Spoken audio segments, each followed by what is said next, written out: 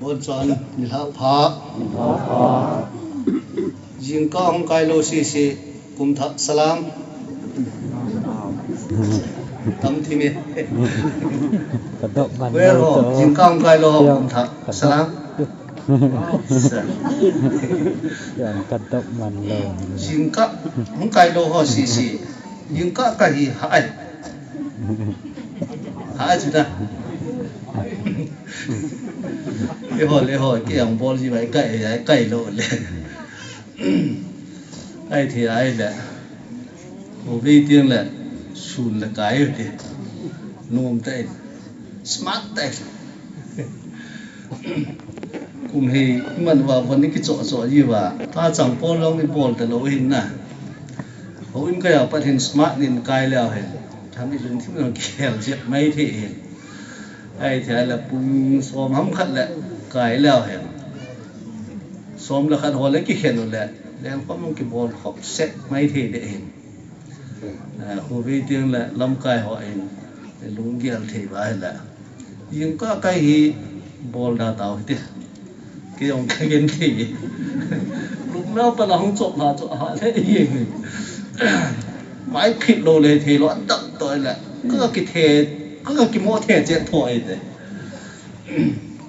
và mình đi thắt chân cái đắm xe lên bùi lại hy vọng lại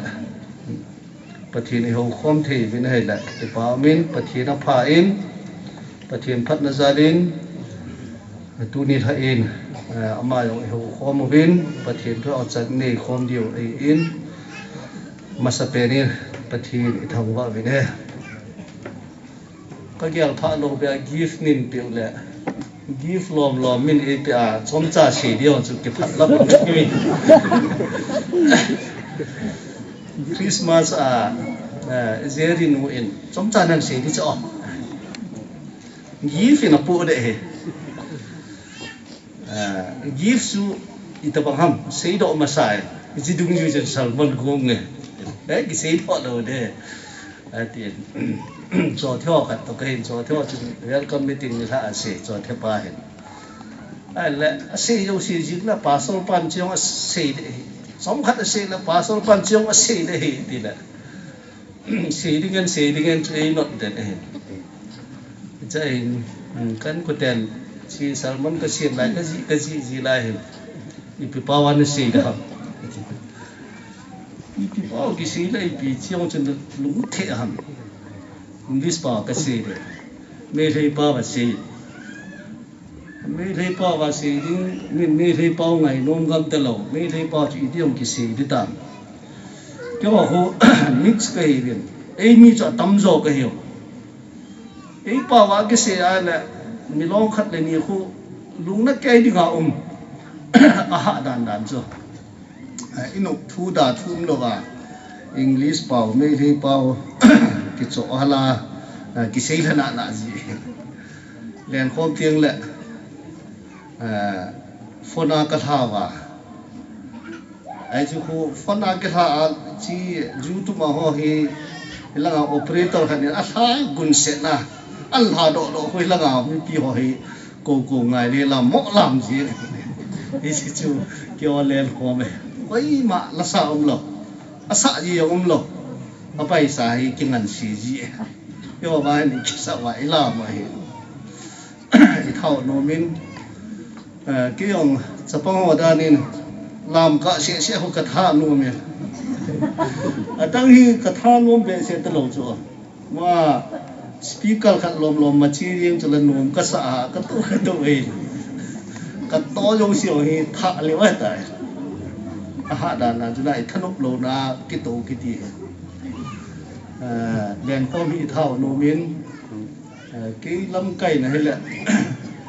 không khăn tối cái này lâm cây xả lèo chứ vẫn như vậy thì không kia bol đi ở trong khu gul xia bol đi đèn tụi nó cái tòn lại đi phèn chẳng là làm đi làm luôn rồi tay cái làm số tơ lầu rồi nè ít thằng lúc phèn vào cái làm số tơ lầu rồi cho con mà chú cái ngôi điện này vào cái làm này chứ, thế ngã cái làm gì này,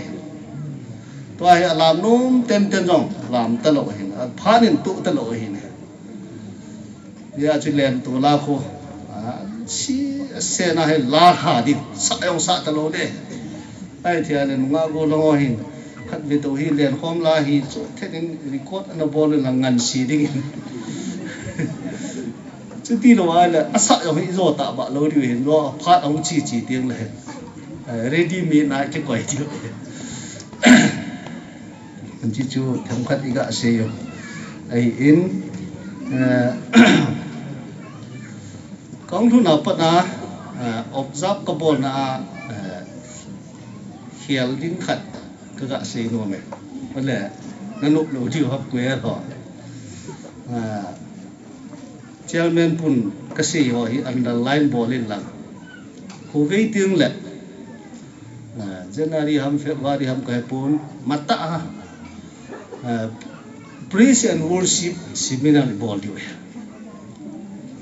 ji bol do lo wa la tu ai chi pau hi ong sot be se tan na ki ho khanga pa na chi tu chan ngai chi pau hi an di pathin ho alo pathin ba choi la sa chui tho ai ba ngin tu lai trend dung zuya hi bol ding khat chu worship praise and worship team iti hi chu a bol thei khat ai lo la hi chilang panga expert chep khat chu ki hil sa ya angai je ni thil hi bol thei dinga la e ma chama ki mo bol le hi a phat wa nga chu a hoi na su do lo hi chi ni ta bang ni thum ta bang he yo la seminar thai ta bol de hi ta ha ading nom dinga ai lo wa la ông lụt cái dòng là tôi đã lo ông lụt nào mỗi điểm riêng cái thôi bò lâu đấy thì ta chụp phải cái cha seminar bò lá cái team chú á cái chỉ team khác chú worship mà hi leader đi ngã ông tệ ngay vậy chỉ ngã vô lòng initiative bắt lại là về điên là seminar khác bằng chú bò điều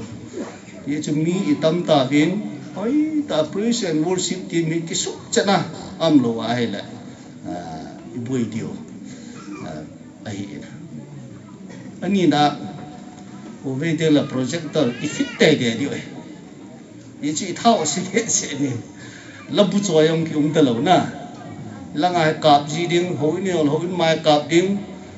la ki phal tai yong la min an ki be na asa yi ni ding a ko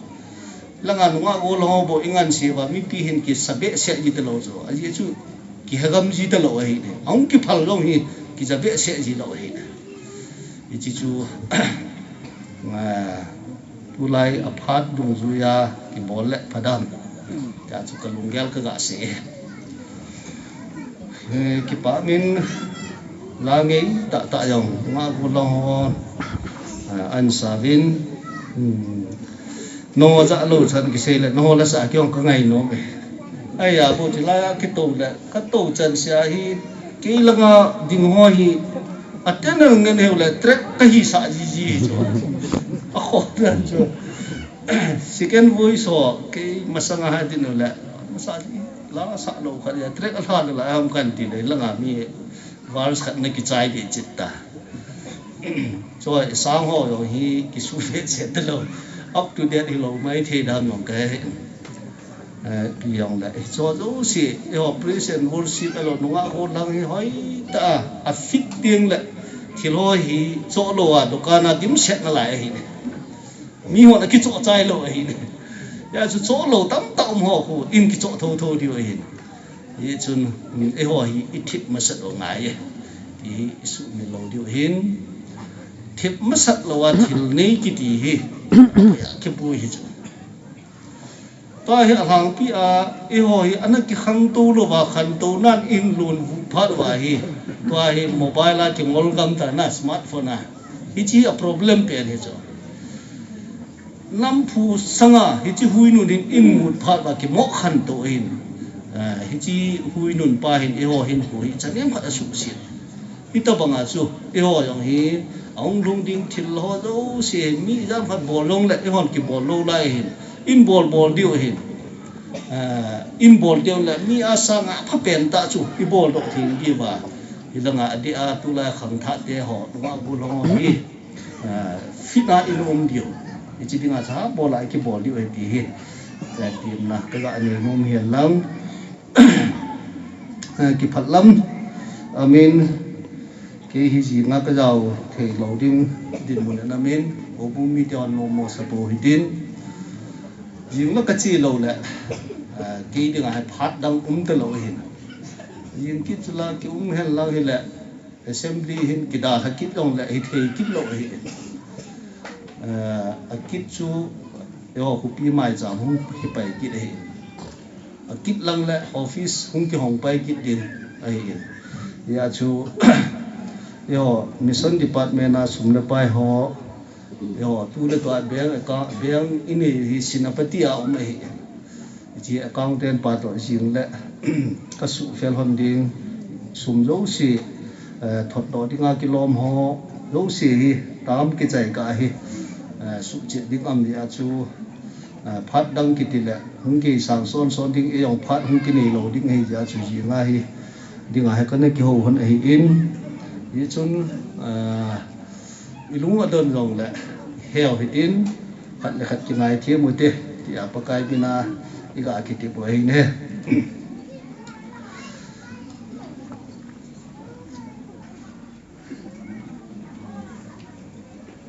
Jovin Bible chang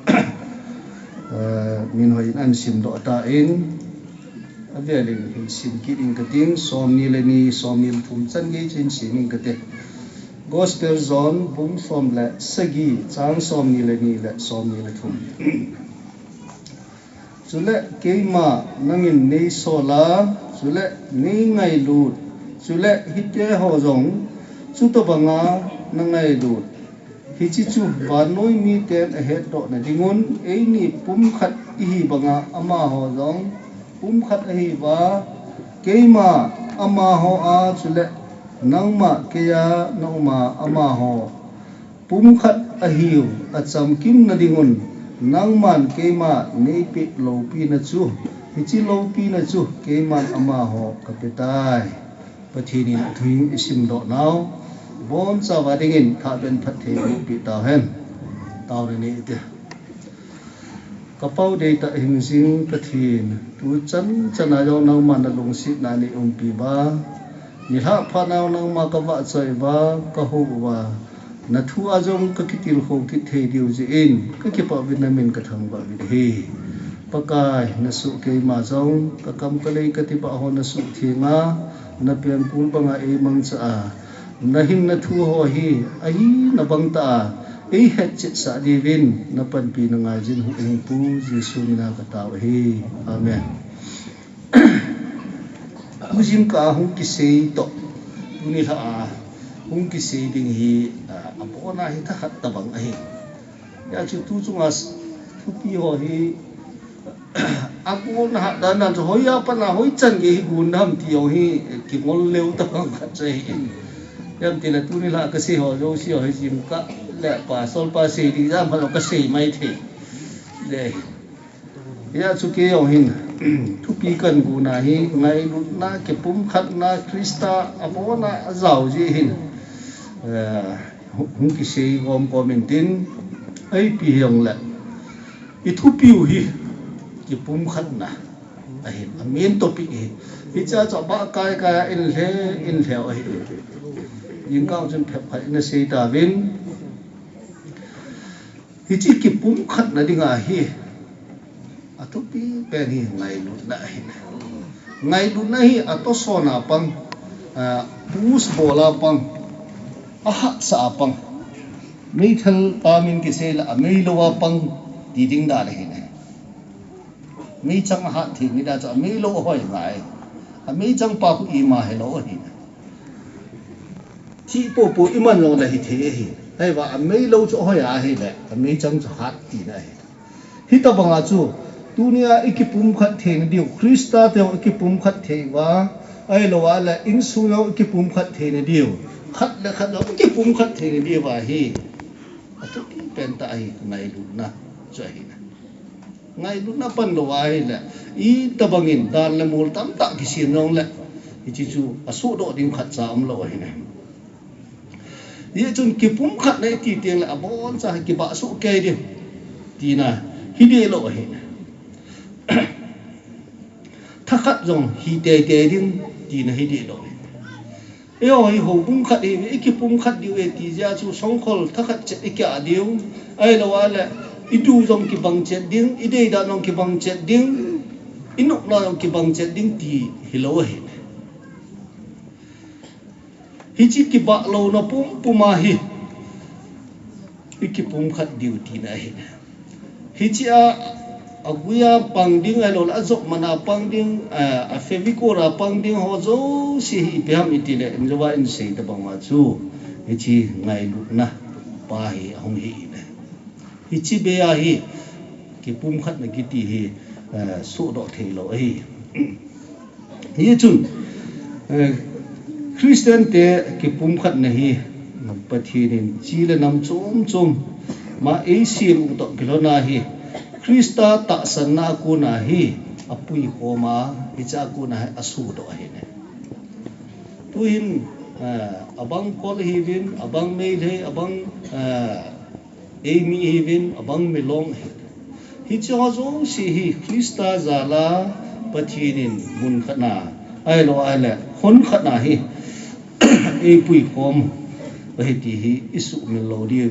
ai in koren thot khatna bung som le ni chang som ni le sagya chi ve na he la hi ti hin asin no ho Krista ti pum ni vin mi khat chu ti ba khat chi ni ve ati na Krista a pum khat hi na wa kuna e hoi mi ti ba chum ta banga hi e se ve in hi cho zo si ong kyo khom ni Krista cho hi ale Krista chu pathi ni pathin chu ngai lu nei hi a chu hi chi nei zo si hi za chum chi hi yong le avom loi men lang akang loi men lang ai lo la sang loi anim loi lang a ching jep amol jep jong le Krista tiba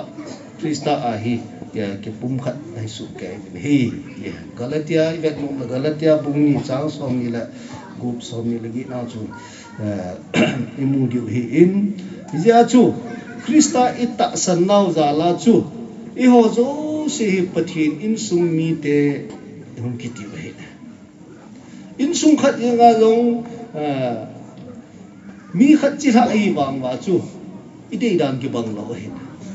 I gel dan long ki bang lo he I kal lo ji long ki bang lo chu u cha yi long ki bang lo chu la na a vom jep loi ki ma tang jep loi ki na a sam ki jep loi long ki anh niệm dẹp lôi ông kiểu sáng dẹp lôi ông apa dẹp lôi thảo dẹp lôi ông kiểu nó ai bảo in sung khát kia chỉ hạ khát mi khát chỉ hạ kia hít ta bằng aju pathin long hin Krista zala hi eo hi pathin in sung mi tia hi pui ko mai ya chu in sung khát chỉ hiểu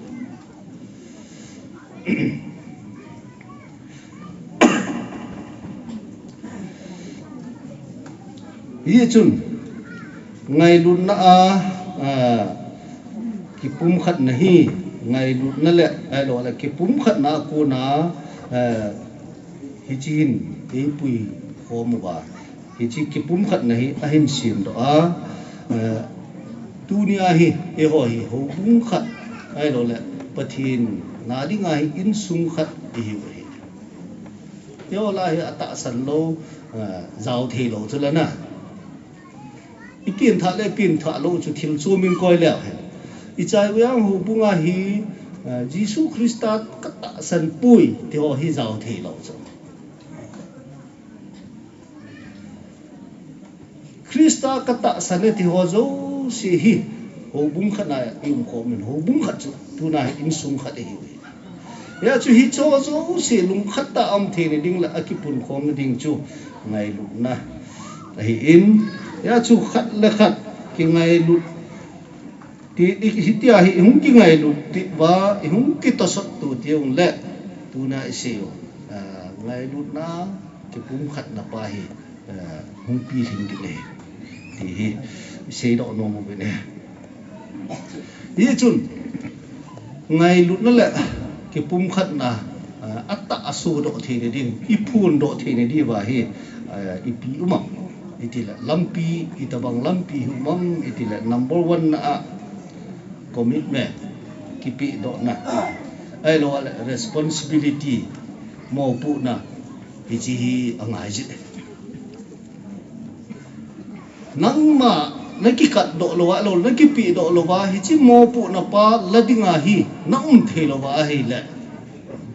ichi ngai lu na ki pum khat nei su do the lo de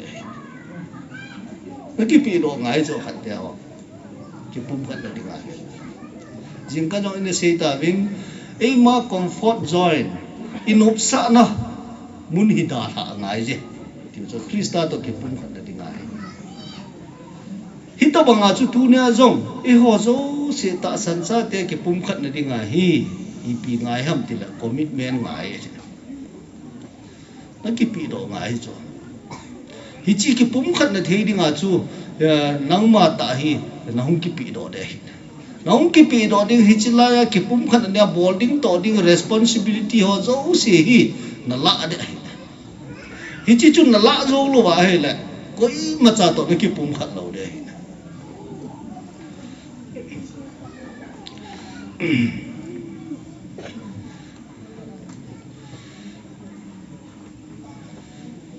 yi chun ichi ngai lut nahi mu lo lai phat ai lo wa hai le hung lung lo lai phat na dinga kal son khom na dinga ki pi do na chu hi i ta bang hung so di ke lo hi ne khat te ho phadai phalo dham ti yong hi koi man het he lo hi ai wanga chu phat lo ding pa hi boi pi lo ba ki pun khom na thei te te dinga hi ngai lut na chu na ne ya nong ki pi do tiang le hi cha hi ki pum khat na pum ai he nu me khat la pasal khat ang ki chen di hi ta bang su di koi ma cha de het lo chu vom da kang da ki he lo hi ilunggela chu imagination am wanga chu na kitchen na kitiyo hi ilung chi ma igyal tam ta ma chu ai wanga chu asu di ho si khat cha ge hello hi chu i het na li ve le kitchen lo mai the chu la na a ding zo si ai lo le hong lung di ho si ge hele koi ma kitchen lo mai the chu hello pum puma hi jinei ding pa hi a kho ya chu mi hin jinei hita banga chu tu nya yo hi ngai lut na ki pum khat na dinga hi hong su lo lai hi iki pum khat na ai tiang na chun ipi hung ti dham ti koi man het lo hi future hi hi jeng zong la hi chi a dinga chu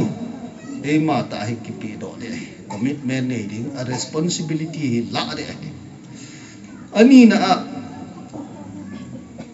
ngai lu na ki pun khom thei ne di ba hi respect angai ki za bol to na ngai cho ki za bol to lo ba he la ki pun khom thei lo khatin e noi se jing ke na la hi chi pa ta chen i ti ki bo do na ki ngai lo lo de cho ki noi se to na ki mu da na ki vet neo na na mu na hi koi ma ki pun khom thei lo ya chu ngai lu nei khat le khat hi na chom chi le lung put chom chi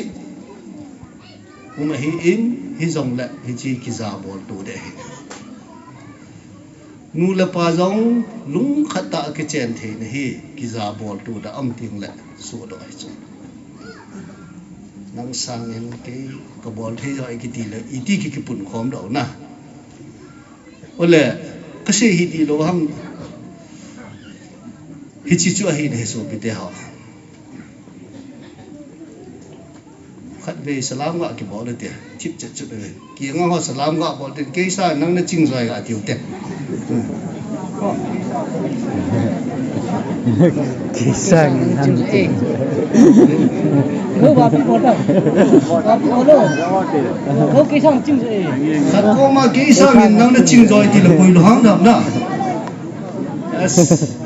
khat ba chun ka chi ta ba no ti lo mai the cho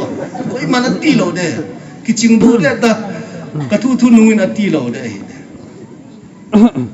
sa pa na hi connection umai khat te ho to jong hi ho bung ikipum khat adi alo la khat ko chang veng chen hi wa ho bung khana em na vai hoi ta ngai lu na ki kan khom thi ding la ki pum khat thi ding a hi a ching pe na ki gel lo di we ke sa in nang na ching zoi ti hi I sei thi su ke ti ul na I khan do di so I ki long khat di we I chi chu ngai ji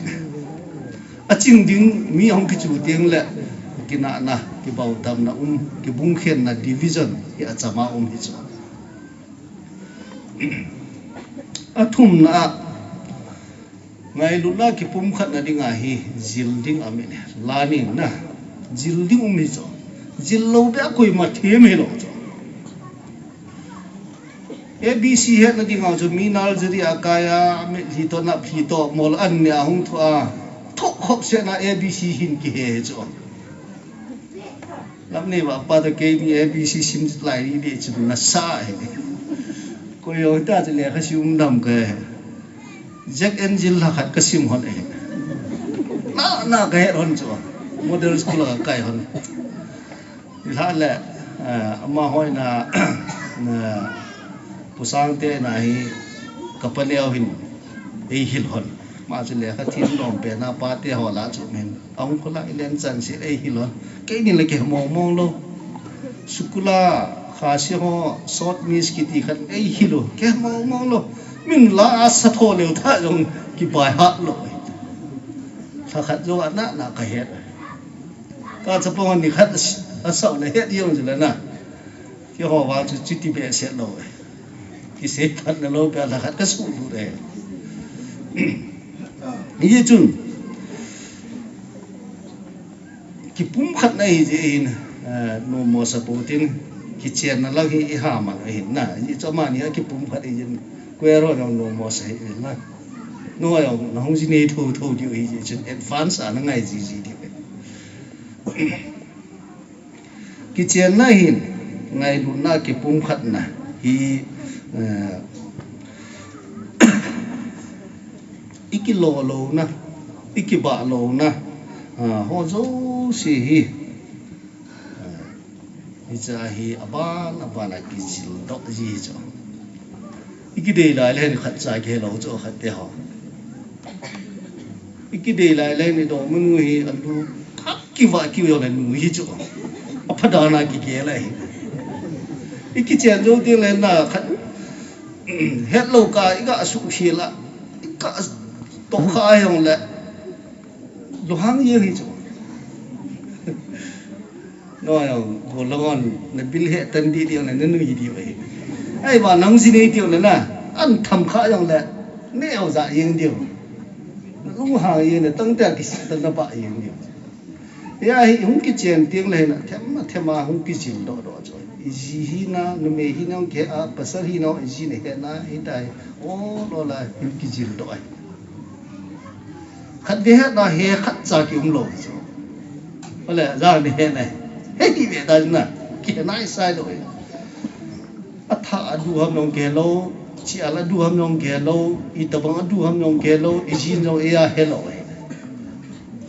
kum thum kum li kum som zo lang la bo hung ki ke chil be mai zo ana ki ma he le nang ta ki chang lo ding ti hi atam zo ki mai the ai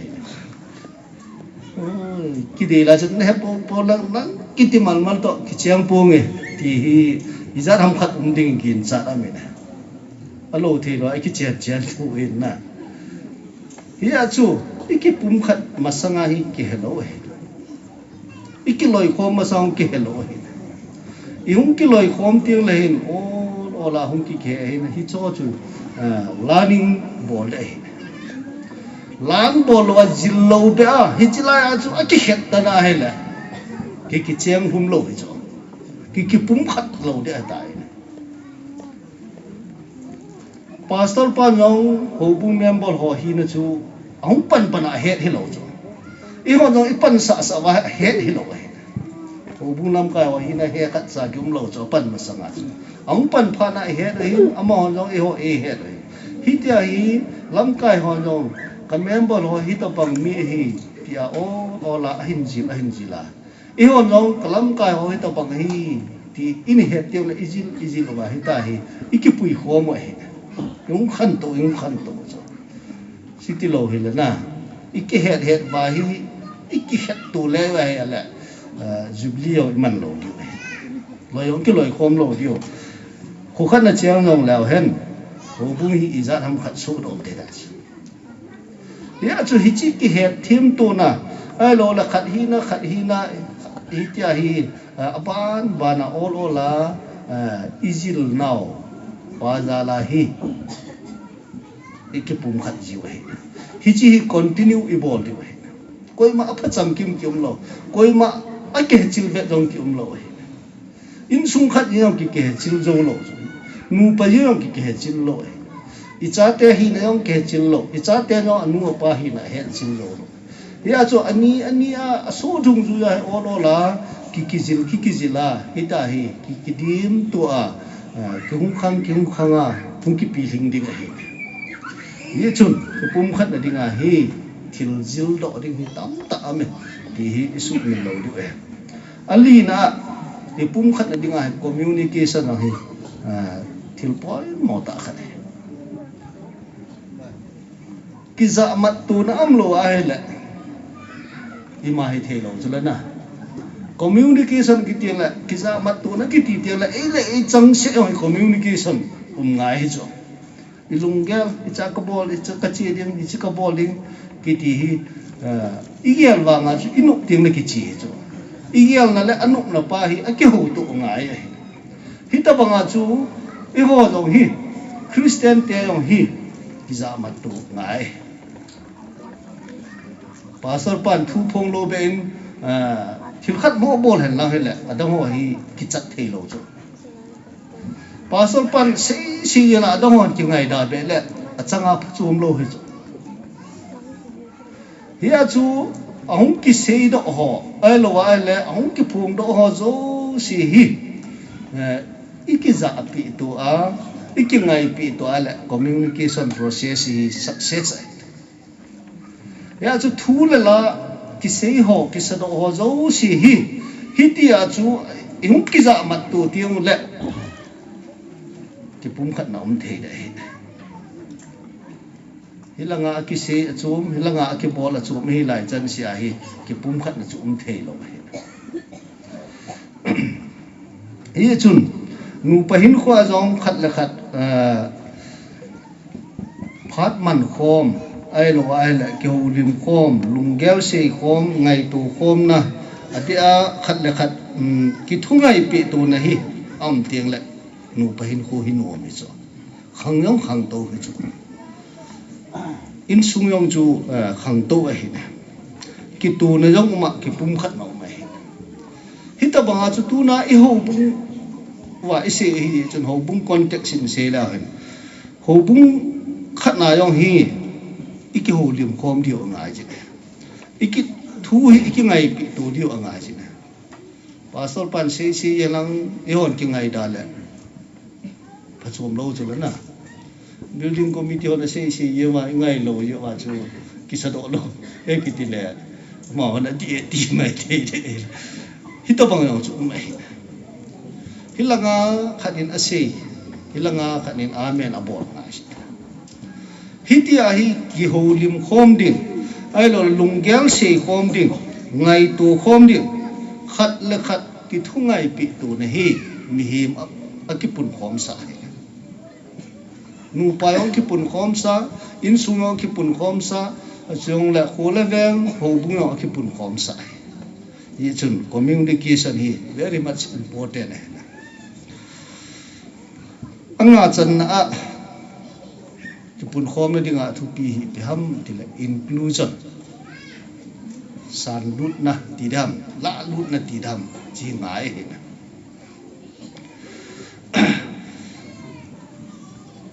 ngai lut na ai lo ai la ki pum khat na ai lo ai la hi cha ki pum khat the ni di wa hi ki san lut to na le lang nei si nei na ho hi am lo tiang le chi ki pum khat nei pi sing ai khat le khat hi ikisan du tu dio accept ikibol tu dio hi nahi na puma chu hilanga aman long na san lu na ngai jin nangin jong ama chu hi na puma hi na san lu na ngai jin ama bang hi thei pun te tia hi exclude na bol nge ya hele ki pum khat na hi ke de hi tia ya chu tunia hi khat le khat hi accept ikibol tu dio hi ke chu kamin mo mai the I mai ka bol the lo mai the ai wanga chu accept nei bol lo wa he le ke chu ho bunga patna ikil pum khat na wa patna ka au the chu nang yong chu hitabanga chu nom the ya chu mi khat chu mi mo de du hen lang nang lungel chun buling lo ta hyong le ki pum khat na cham kim the ni dinga hi accept na bol de hi tiang le chun hi chi ki pum khat na hi lo thing the dinga hi ye chun hitia chu khat le khat ikisan lut tu tiang thei te ule illa wahin lang nei na si nei na lo thil phalo jong le hi cho zo si hin ado dal de hin tu na hi mi khat reject na bola mi khat atuma na san lu na hi le hi chi virus pa hi ado dal di lo de hin ahung lut ti le jang pe na hung lut ji de ana ting zo di lo de hin ja chu ji ka se bang pathin hi apun a hin la yo sa vin thum chu khat hi thum hi community unity a hin apa acha thagau thing a hin ama hi pum khat na thing set chu te le nol na be community chu na hi in ama a hin muthim ampon ai lo ai le zo le na zo ampon sit na yang ampun hi chi sang chun va ai in thuta thudi thil phajin chu pathina am a hin ya chu pathin hi apum pia ngai lu na dim a hin first zone le kha pu khat na bung bi chang ge chu le pathin hi ngai lu ai ti chu ya chu ama hi thudi ngai lu na elo le mi ho hui thim na mi ho zo si include a bol muthim lo na ai ne hi chi chu tha khat na ikipun khom te on le pathin itabang ahi na hi ita lang wa hi tu na ikipun khom te on le pathin community unity ahi na pa hi e ho apana hu kilang do ti ti na ikibung khen kha wa hi le pathin to e ho iki kal di wa ye chun ngai lut na ini tiang la wana pathin pum khat a hi na hi I phun do chu tiang la pathin pum khat a hi na chu e ho sunga ki ti na hi ichi tiang la chun pathin hi lo bi ding a hi tu ni la bible chang in sim do wa chun imovin Jesus Christa taw na hi va vet la hen pathin ko ma taw chu ei ni pum khat ei banga ama ho yo pum khat a hi dio hi Jesus na de a taw na ai la koi pena dinga chu taw koi chun an sa na I pi ti da jin ka na seitan hi chi ke pum khat thein dinga a responsibility hi e hon I pu hi e ho chu ngau mai hi ja chu tunia hi I pi ti la ho bung ho hi chip la ham ki pum khen hi tam taw ma I ki pum khat the lo ham pi yong hi tham chat cha I vet dim kano mi ki pum khat na thung yang yang se la tam ai langa negative lang hi se lo tiang la negative yong su tiang la mi ho ki ngol the chu I ti pat na la dham ke ji lo ye chun thakau thil pi ho hi koi man akidem po ai wangin iman hil ji je win boy ne tam pi hi asu ji tunong ikam su wen thakau thil pi za ham khari amin hi yong la amang ho hin za chung be a pathin thu to ki to lo aman na tam ta yo imu hi cho ji hin ingam su hin na satan abu ji ne ya chu ka se ba chu jisu tau ne koi san ding a tau ham ki pum khat na unity hi pathin lunglam hi chu e ho ki pum khat diu pa hi pathin ade God's will hi chi pum khat hi na dinga in nang le ke mo pu na chu ine chu hi in ya chu i mo pu no hi tu ni a ila zo nga si na ho bung le nam sung hung ki bung khen na ai lo ai la tu ni a division tam ta yum ho hi i pi ja hum do ham ital azi hi he na lung dong mai the ai ba nga azi phat ta ben ai la tu na Bible la se thil pe zat chum iti ho give iti ho ji hi ta bang pathi na thil pe bin an man khir ting la division hi si chu tu na yong wa noi le si na thil pe ja hi ho bung hi zat sip zolo denomination hi pin do chu hi cho ti ta lo wa jong local char sung se ayong hi ki ba lo na ai lo ai la ki tu lo na ki bung khen ne tam tam hi chi aji pen ta hi ve na i khu la la Bible la thil pi za chum ho a ko hi anong hi ji na ye chun pul phal la ya hin thil pi tam chan ki ti la thil pi chung chang a ki boi na pen jong a hi in thil pi tam na pen chu hoi lai hang ti la koren ho bung hi na hi Koren ho bunga hin pul yong hin ministry na satat na bolin boy na yong tam ta hi ano to ide hi chun hi chilai mun hin Christian tel a thilpi tam chan na a hiu to kilo na hin ama ho la hin sagau midi set sagau ba ha te set ki thi ho hi hong pin to ide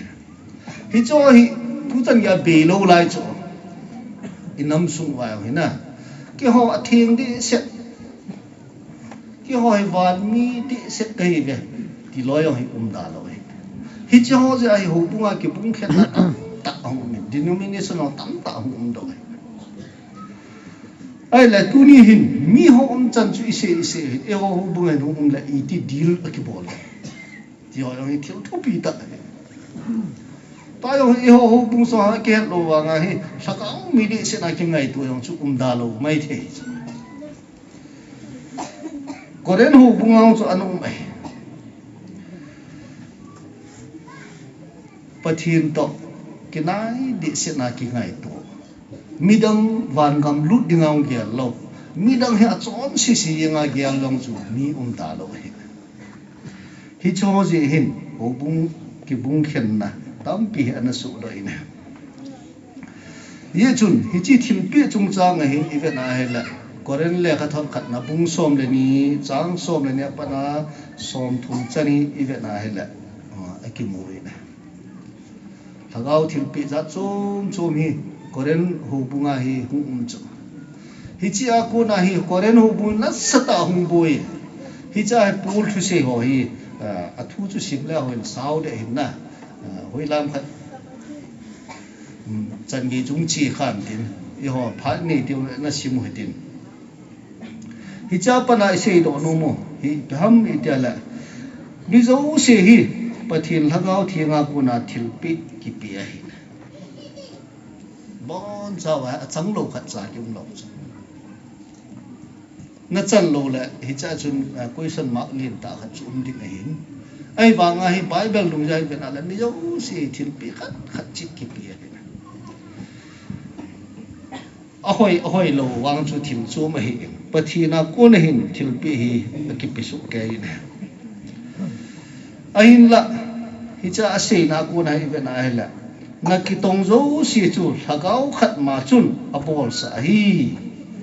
koi ma khen tum lo ba thagau thing i ho a hi ting la hi chi thil pi chu i chan nai abom akang nu me pasal thu lo na hi chi thagau thing chu i chan deu la e ji pathina ko na thil pi mi ama chi api pa hi i ho long chu i chan yo ha abang khat la chang lo mau mo i ki ya na yo mi dang a khu ka thon sit ti sit yo ye chun pathinin Paul Peter James John kiti ho sei zui ho aman cha banga hi nang le ke yong hi man cha thi he ti isu min lo di ain la hi chi la ya crystal ha kau a chan ting la ti pa yong isu min lo di ya chu mi crystal ha kau a chan ting la hi chi pathina ko na thil pi kha chu ain ne ya hi cha ko na hi na to khat te ho ipiti la mi ho ko thiri ki chalowa missionary ang chia evangelist ang chia pathin na to alo la alim to kilom lo lo ba thu se ham ti la krista lagaw chan ya chu hi chi lagaw chun thil pi khat ya pi a bol dok sa ji ji ama chu hoi lam khana college kaya le kha sam ta sim ji hilo hi chi ka ai het thim diu de amin chu tiang la thil pe hi mi khat a hi khat khana a hok pi chi hi mi a chu kop sa di hi lo hi bon cha wa individual chi a hi a pi chi hi ti isu mi lo di hi ya chu i chan chi wa thil pe ho hi a pi hin hi chi special ta a pi hi pathi re thil thu pi ta a pi cho ipijinam til alhakau thing chan tiung le chun ama no e ho e gyal thu pi wa thil pe thu pi ta e pi ji wa ai la e ho hin ipiti ngai to ham chu ake pu in I ma ge lo lo yong tam ta ki um ji mi a thang sit pi gun se na e ya hi I ma ge lo e ya hi I ma cha tong ko kyau lo ding da na ge la hi ji ama achan thil pe hi I ma cha to ga so ra ni lo yo chu am da pu ina ye chun khat khat cha individual cha hi thil pe e pi hin pathinin I chan chi wa ku na hi e ho special ta e ge lo hin ya chu e ho hi pathin mit vet na se a jong hi lo wa ho bu member ho mit vet na jong hi special mit thu pi ta hi ve ti jong hi isu me lo di e chu isung wa crystal ha gao am ta ya chu Krista ako na thilpi chang hi je wa hi min long nagyal thu pi cho pathin se se nagyal thu pi lo ho bung member ho nagyal thu pi hi cho hiya chu pastor se hello hi missionary se hello hi evangelist se hello hi hello le bishop ho se hello hi Krista lagaw ne jo si chu pathin mit vet ding le ho bung member ho mit vet na dinga thu pi special apa na thil pe hi pathin nin alung ko lam dol ta ho ama de bang bang a ho ai hi cha hi khen tum lo ai lo lang ni na si nei na ane yo bible a ji ama lung ko lam dol ta thil pe hi hita bang thu ho hi ana he thim la han dunia hi ho bunga he ki bung khen na lo de nang ho bung ke ho bung ti lo ho bung khat ane hi chi thil pi ho hi he thim lo je wa hi na hi ban noi le si na ho bung tam ta su da ai ye chun ama sa penin e ho hi thil pi chang gifted hi veti hi isu me lo di ani na e ho hi pathin mit mu la member ho bung member ho mit vet na yong special mit hu pi hi vet yo isu me lo di athum na hi pathin ama lung ko dol ta chi thil pi hi e ho pi hi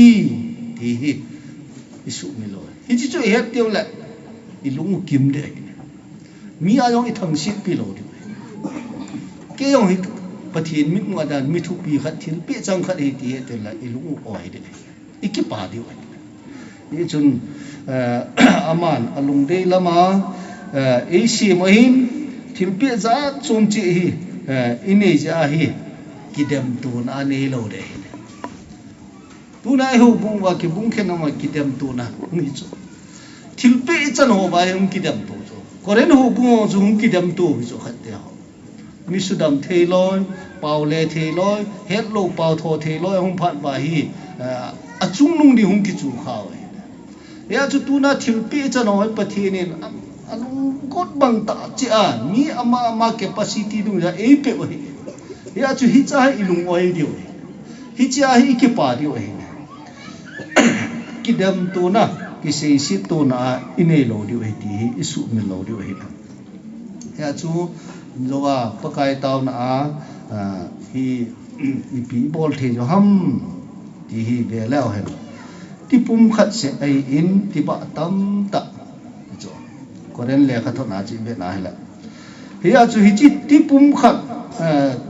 na ti ba khat hiu to ki hona to ding chum chi yo hi ni khot din a bol de amin keng in a bol de amin minin a bol de min na kulin a bol de amin khat bol di khat in a bol the tu na yo hi krista ti pum khana ku na hi ti ba za chum chi hi ho bu mi member ho a chu ti ale ho yo hin i to di hi khat chi umi pa sol pa to ding kin ka to the lo so ki dal pa to ding nangin na to the lo ya chu e ki pe to ding ho zo se e ma chang chi to de hi mi dang to ding ai lo le nang to ding ki ti hi chi min khat in amo bo na hi amo bo khom the lo ye chu e ho ti ba chom chi hi ai wa nga chu ki pun khom na chu krista ti pu ma hi e ho hi ki put lu na hi cha ti ba chom hi ve ti hi bible la chun ti chen ta di mu ni ya chu thil pi I chan lung zui wa hi na e to diu din mun khat inei jo ai lo ai le krista to ikiloi khom na wa ku na pathinin ai lo krista in to dinga e pi ho hi pathin thil pi chang khat hi tia ila wa lung hai sela e to diu hi thu pi hi biblical hi ye chun e wa ti pum khat hi win ti ba khat akisat la le ti ba dang hon jong he su pi a ti ba khat akichoi a la dang hon jong akipa pi ta banga hi ho bung mi khat ai lo la kom khat chu he su le I he su pi wa akipa le ikipa pi o he ichi chu pum khat hi naw asu la a chai na chu be na he la a hin la thil pha chung nung di ho chan na ding in ki ha bo lo chule akal wala pha chung nung zo lampi ka vet sa ding ne hi ve ati na hi ti a chu I thil pi I chan ho wa hi ilung alhaya mo pu nei pi ho ti ba khat hi na wa pana I to thei chiu in to tiang le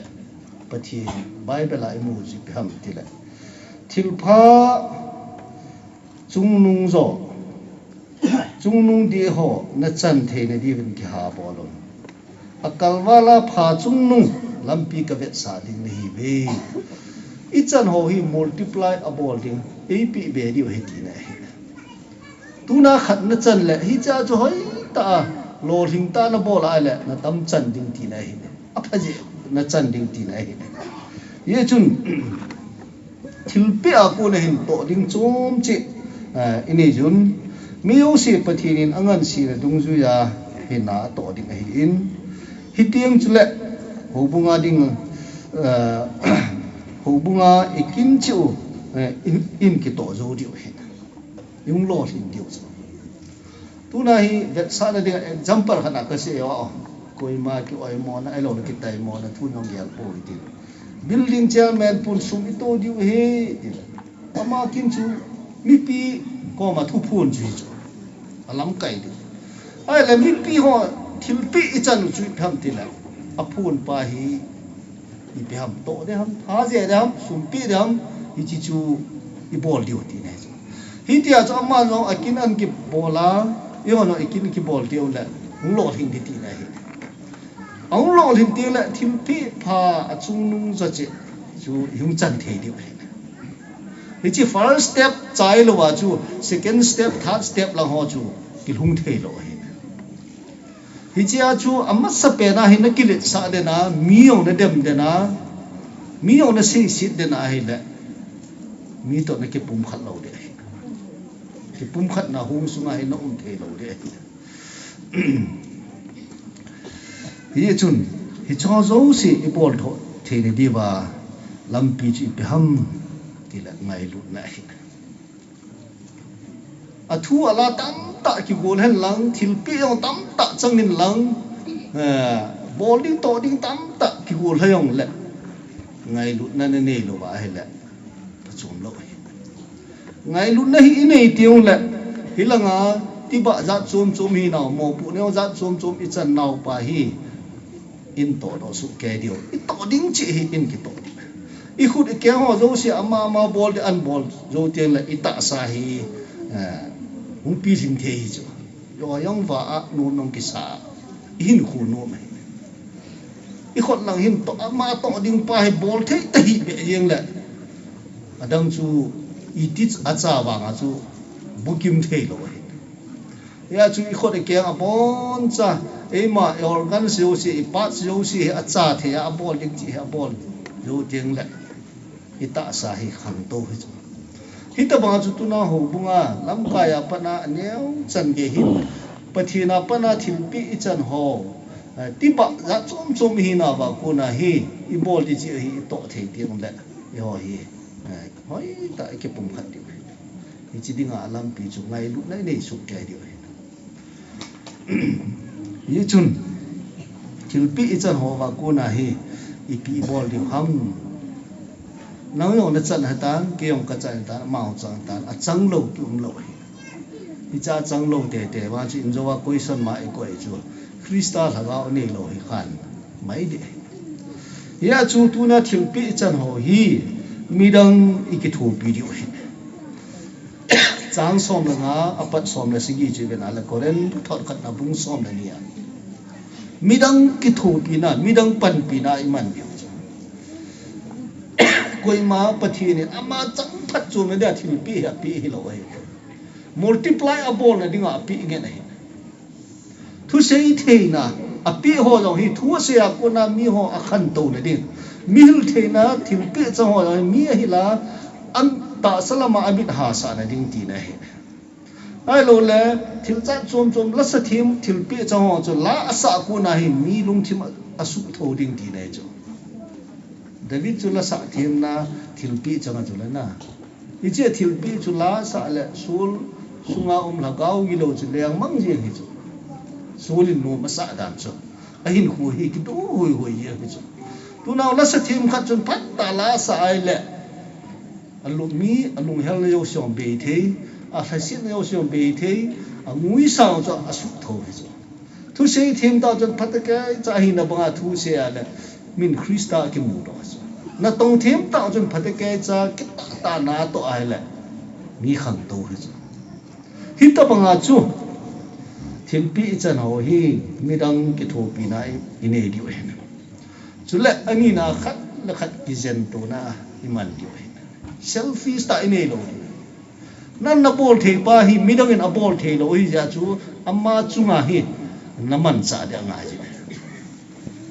amma zen na man ni zen na ki te mi khat e ga zen ala ram aniau zo da na ki gel na kum dong ji chu ji chu lo midang ki thu pi ding midang zen ding athum na iman cha na diu hi dham I ti la apha chung nung zo I hin lam do the di ba iman cha na diu hi ki pa na le gen the na khom ding thil pi chan na ba mi a ki pa ni la ki pa khom pi diu again the ni la again the khom pi diu hi ti a chu I pan khom the tiang le thil pi za chum chi I chan pau hi tha khat hong hi de ye chu mi khat chu thil pi zo si chang the lo hi ja chu ama asan api ama akang pi ama avong api ama ayang api hi chi yo si chu ang su tu de la colorful hai hung bu kim ding hung cham kim ding ai na yi chun so pi te ho ilung sung wa ngai lu na ine ju le abon cha hi su do de ngai lu na am lo la wang I za nin se yo la asu do de khat cha am lo hi ngai lu nam ting le hi chi thil pi chan ho hi practical ta hung su do ding hi chi tiang la chun akal wala phachung nung lampi chu pathian in ko pi diu he pathian hi chi akal wala phachung nung cha che chu ei pui lu diu he ye chun thilpi ai lo la give ho hi kidam to na ai lo la ki pam pai na dinga man cha tul si lo hi i bol the no hi midang dem na a man cha ding hi lo hi